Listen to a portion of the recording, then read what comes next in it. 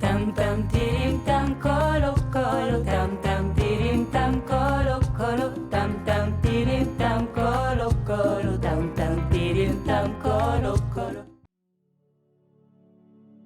Bonjour, bienvenue au Musée des Beaux-Arts de Sherbrooke. Mon nom est Maude Charon-Lallier et je suis à la direction du musée depuis un peu plus de 2 ans maintenant.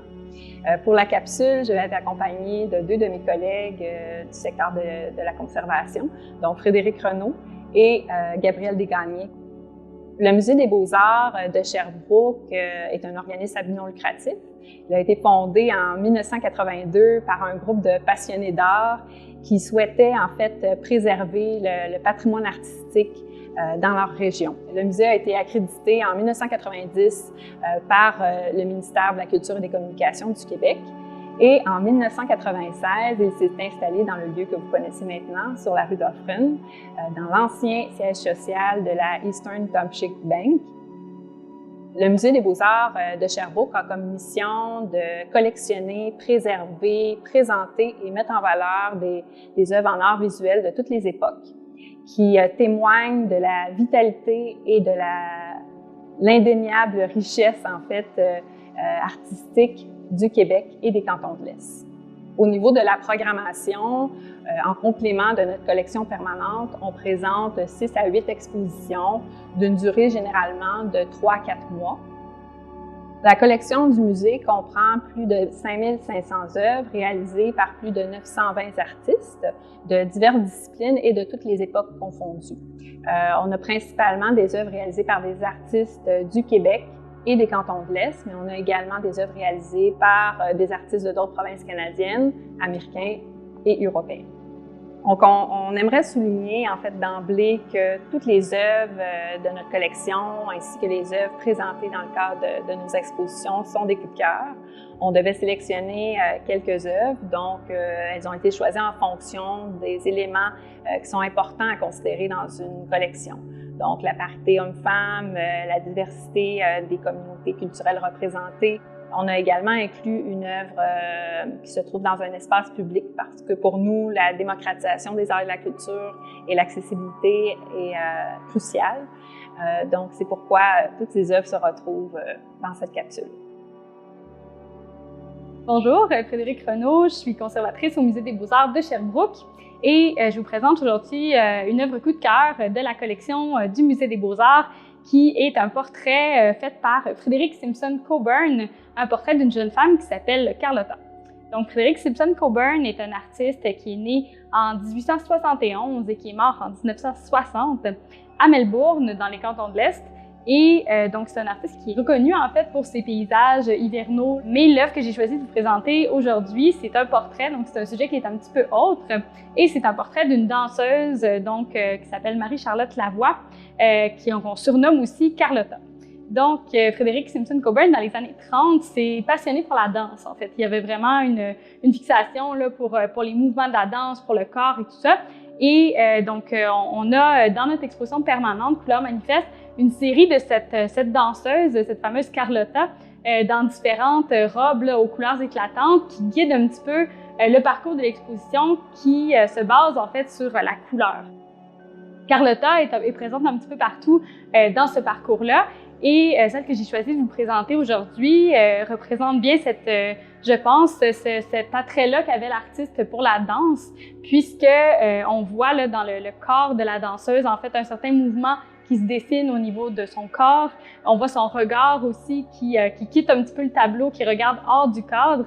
Et c'est important de spécifier aussi que Coburn était illustrateur, il était peintre. Et il avait aussi une carrière assez florissante en tant qu'illustrateur. Donc, cette espèce de scène-là, un peu captée, croquée sur le vif, si on veut, qui représente, là, avec ce portrait-là de Carlotta dans sa robe jaune, est assez représentative là, de cette double facette-là de peintre et d'illustrateur qui a vraiment guidé son travail. Nous, au Musée des Beaux-Arts de Sherbrooke, on a une histoire assez particulière, en fait, un lien assez particulier avec cet artiste, puisqu'on possède, en fait, un des fonds les plus importants dédié là, à cet artiste-là, très important au Canada. Et on a plus de 1180 pièces dans la collection, donc qui sont de la main de Coburn, qui passent des peintures à l'huile, des esquisses, des artefacts aussi. Donc, on a vraiment un fonds là, qui est dédié à cet artiste-là dans nos collections et il est très bien représenté, entre autres, là, dans notre exposition Couleurs manifestes avec ces fameux portraits de Carlotta. Bonjour, moi c'est Gabrielle Desgagnés, je suis coordonnatrice de la collection au Musée des Beaux-Arts de Sherbrooke. Et je vous présente aujourd'hui notre œuvre coup de cœur, une de nos œuvres coup de cœur, qui est Otal 2 de Rita Letendre. C'est une acrylique sur toile qui a été pulvérisée à l'acrylique, qui date de 1974. Ça fait presque 30 ans que le musée l'a acquise. Rita Letendre, ça fait plus de doute, c'est une des plus grandes pionnières de l'art abstrait au Québec et aussi une artiste très importante de l'art contemporain canadien et autochtone. Cette artiste-là a près de 93 ans, très prolifique et de façon constante, son inspiration, c'est la vie, c'est le mouvement, exprimer la vie à travers l'abstraction. Et ici, on voit ce qui s'appelle de l'abstraction géométrique avec du hard edge, beaucoup de couleurs contrastées à plat. Et cette œuvre-là, c'est comme j'appelle ça une incision lumineuse. Le motif de la flèche qu'on voit en noir devient sa facture à partir de la fin des années 60. C'est une forme qui revient constamment.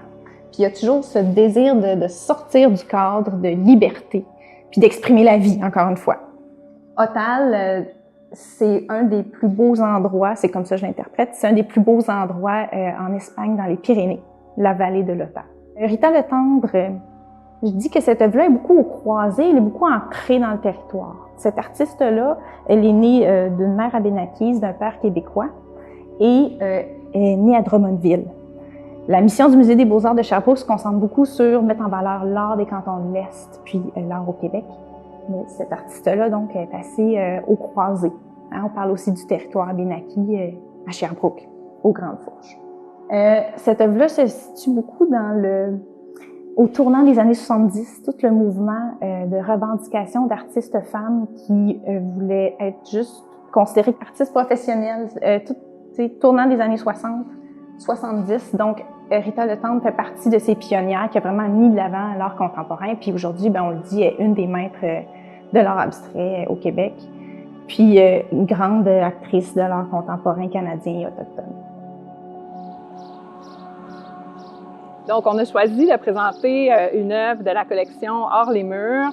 L'œuvre présentée aujourd'hui s'intitule Nulle part ailleurs, a été réalisée en 2002 par l'artiste Michel Goulet en collaboration avec l'écrivain Luc Larochelle dans le cadre de l'exposition Jeux de nombres présentée au Musée des Beaux-Arts de Sherbrooke et commissariée à l'époque par Suzanne Pressé qui était conservatrice au musée.